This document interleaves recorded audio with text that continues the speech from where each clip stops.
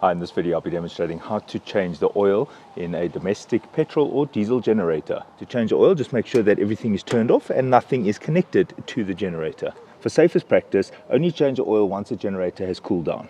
Once I open this nut, the old oil is going to spew out. That is why I have this old container to catch the old oil. I've also put the generator on bricks so that I could get this underneath the generator.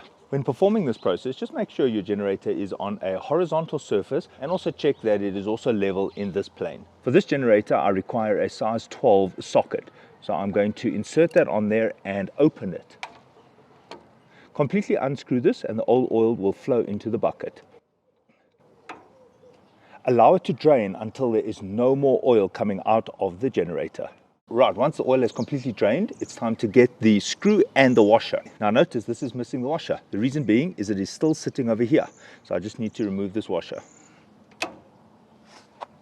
My washer was actually stuck to the chassis. The old oil can be harmful to your skin. Best practice is to wear hand protection. And now clean the nut and the screw with enamel thinners or rubbing alcohol or anything that can remove the oily residue. Right, there's no oily residue left on this screw and washer, and it is now ready to be reinserted.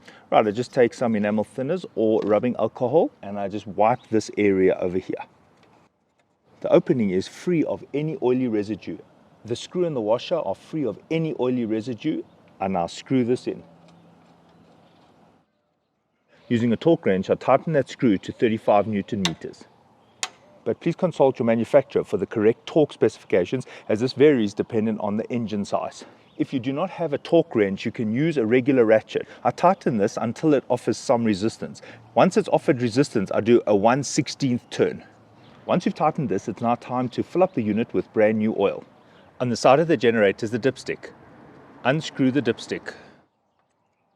Now it's good practice to keep that bucket with the old oil still present, just in case some oil leaks out of here if it was overfull. When filling up the generator with oil, just make sure the unit is in the horizontal plane. Confirm it is horizontal in both planes. Now for best practice, it's best to use a funnel, and I insert the funnel into the filler hole over here. You might find that on your generator, it might be obstructed by this faceplate here, and you might find that your funnel is leaning at an angle. That will make it quite difficult to pour your oil in. A workaround is to just extend your funnel using a piece of hose pipe. So there I'm extending my funnel using a hose pipe. I'm using a 10W30 oil for this generator. To determine the oil capacity of a generator, you'll need to look in your manual. However, if you no longer have the manual, it's not a problem. Right, I pour my oil into the funnel. I then remove my funnel. I clean off my dipstick and then I reinsert it over here and I take a measurement. I rotate this all the way in clockwise, and once it's got to the end, I rotate it anti-clockwise and then I check the measurement.